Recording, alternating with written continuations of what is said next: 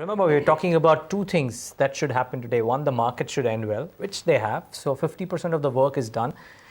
The remaining 50%, and probably a larger 50%, is for India to go past the West Indies in today's semi-final. It's, as the stats tell me, it's the first time that India is taking on West Indies in a T20 match at home. So this is interesting, and to talk about that, well, no better person. Atul Vasan, former India cricketer, joins us right now in our studios. Atul, so good of you to take the time out. Thanks so much for joining in. Thank you. First, a gut feel, India or West Indies? Has to be India. You know, better team on paper, have been doing really well. More balanced side, Virat's form. All these things, you know, gives you confidence. But having said that, T20 is such an animal. You know, you can never actually hedge your bets. You must give a certain chance to the other team. Yeah, I won't say it's 50-50, but it could be 55-45 to India. You know, I won't go further than that because it's ultimately a format where you'll see maximum upsets, you know, because the time is so short. Only one player and a small, you know, play of 4-5 overs can take the game away from you. Yeah. And this could happen. Yeah. You know, and as much as we would want to talk about this as a team sport, and maybe ahead of this World Cup, it actually used to be a Team India sport versus maybe other team sport. But this semi-final, because of the forms of players in this World Cup, increasingly seems to be a Chris Gayle versus a Virat Kohli affair. Yeah, you know, I was making this point that eventually it's a team sport, but so much talk about individual players, you know, and obviously the players who perform, you know, get the adulation and following and more pressure because, you know, the more talented you are, you got to take more responsibility, and Virat has done that, and Gayle has done that. But I can't compare them. They're apple and oranges. You know, Chris Gayle, for me, is not the quintessential team country player. You know, he misses one-day cricket, test cricket. He's fighting with the board for money. You know, so there are many issues going on in West Indies. Yeah. West Indies is a ragged bunch of 7, 8, 10 islands got together to play under one flag. When they were good, they were really good. Yeah. But for the past couple of decades, they've been very pedestrian. Only T20 has afforded them a chance to be relevant, you know. And I said that. So, but Virat, if you see, and most of the Indian players, you know, they play for the flag. You know, I've seen them. You know, there's a lot of pride playing for the country, and you know, when they play, so that extra edge, I will always actually keep them ahead of other teams. And you think Virat's form today will continue? Well, I don't, you know, I don't want to comment on it because, you know, everybody's talking about Virat, but it's the game is bigger than Virat. You know, there are other players. Rohit Sharma is playing at home. He's not got runs. He's due. You know, these are good players. They've not got runs, so people have forgotten about them. So if you were to bet on one surprise element and in terms of, you know, Dhawan. our performance players. Shikhar Dhawan, you know, we've lost Yuvraj Singh. It's a pity, you know, such thing happens in sport.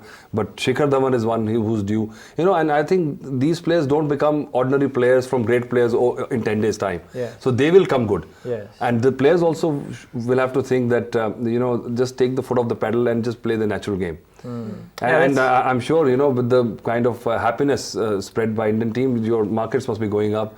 The happiness quotient of the country has gone up. So cricketers should be getting a percentage of that. Today trading volumes were down. I think people were more talking about cricket on the sidelines. We were very clear that post 3:30, if we talk markets, nobody's going to listen in. So we had to talk cricket. No, but day trade was also pretty insipid. Yeah, so to say. Yeah. Now, you know, just some trivias as well, of course. India until now has played an unchanged starting 11. It's pretty similar to what happened in the 50-over World Cup as well. We continued with the team for most part of the World Cup. Today, of course, there will be a forced change because of UV not being in the team. And that brings in the interesting question. There is Rahane, who's been cooling his heels in the dressing room, and a talented player, no doubt. And again, while plays for Rajasthan Royal, but a Mumbai boy, so to say. Manish Pandey, excellent form in the last ODI down under. But then if you think of UV, while he's not done too much with the ball, but you know, if you bring in the tweaking aspect, then maybe there's a Pawan Negi as well. What do you think Dhoni will do? See, can you imagine, you know, you talk to anybody, they seem to know more than the cricketers, you know. They've got all the mutations, permutations sorted out. So hardly leaves anything for us, you know. I'm big fans as you are of the current team. That was very good technical analysis on cricket. He's done his homework. No, but I mean, everybody follows cricket, you know. You can't, even if you have to hide from it, you cannot hide in India. Good points, but and Dhoni is somebody who actually goes a lot with his gut feel, and that's why he's so successful. No, I only have the points, Atul. That these are the three guys. I'm asking you, who do you think will be chosen? That's anybody who's a fan of Harbhajan Singh will debate with you till the cows come home that he deserves to play. So the jury is still out. But having said that, the kind of wicket dictates what kind of team plays. Sure. It was a belter like the last game when 200 runs were chased. Then he would stick to the same team, probably bring in Rahane, But if the wicket has a texture of turn in it, and which India would hope for, because West Indies and especially Chris Gayle is slightly more susceptible on turning tracks. So then I think it's a chance for Pawan Negi also. I think he must be in the mix as well, because he can bat lower down and he can bowl his 4 overs. And Dhoni would love to have another spinning option to bowl 4 overs if the seamers go for a tonk. He might come in place of Pandey also, because instead of a seam bowler, if the wicket has got some turn, so there's a lot of mix. But I think team management is very experienced. Ravi Shastri has played a lot of cricket. He's been with the team, so they will take the most judicious decision. Then you and me, everybody becomes redundant. Yeah, but who should bat first? I mean, given the pitch conditions. Very good question. I think that is what everybody's mind. See, again, the conditions dictate what you do on a given day. The biggest factor is the dew factor in the evening. The wicket, this dew comes, which sometimes it comes, sometimes it does not. But the coolness in the wind, the wicket becomes easier, so the ball doesn't grip. And the Chris Gayle factor, so even if you get to 180, if Chris Gayle gets going for 10 overs, the total is gone. So I think India would like to actually, field first, see what they have made, hope to get Chris Gayle out early, and if he doesn't get out early, if they get a big one, India has to chase down. So you're still in the game. Okay.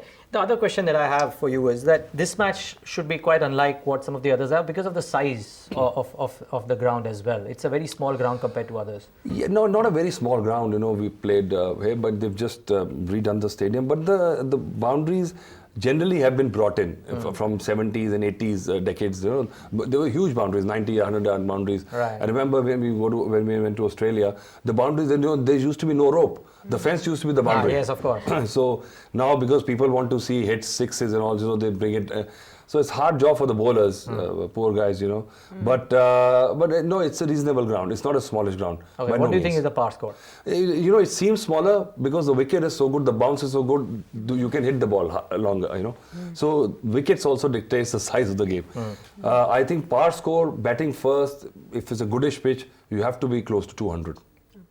You can't be, getting 150, 160 as you were getting in Nagpur or elsewhere in Bangalore and hope to win. Because those wickets give a chance to the bowler. If the dew comes in the evening, 200 runs easily chased. Do you expect a nail-biting finish like the one it was for India, between India and Bangladesh? It can happen, but I hope not, but it should be one way or all the way India. Okay, fair call. I probably last couple of questions from my end at least, Atul. We've been talking so much about what India can do. For West Indies, aside of Chris Gayle, who would be that one or two telling performers to watch out for? Yeah, I think so. That's what we were discussing. Don't focus too much on Chris Gayle. Chris Gayle will do what Chris Gayle does. If he doesn't, it's a bonus for you. So you factor that in, and don't lose focus at the other players also. So you might be just looking at him, other players just run away with the game. Marnus Samuels is one who's very experienced. They've got Lyndon Simmons back because Fletcher got injured. So he's a player who plays for Mumbai Indians, has played a lot of cricket in this ground, and he's also a dangerous player. Russell is a kind of all-rounder who's always lurking in there. So I think you got to respect, because any given player can actually turn in a match-winning performance. So just focus on your micros, focus on your game, and everything will fall into place. Okay, cross fingers, all 20 of them for Team India. Yes, as Atul Vasan said, it's a team sport, and hopefully Team India will travel to Eden Gardens for the final. That's all that matters. Yes, that's all that matters. Thank you so much, Atul, for joining today, and have a good match. You too. Find us on Facebook at facebook.com/ETNow, and don't forget to click the like button. You can also follow us on Twitter at ETNowLive. To stay updated with all our programming, hit the subscribe button on our YouTube channel by logging on to youtube.com/user/ETNow.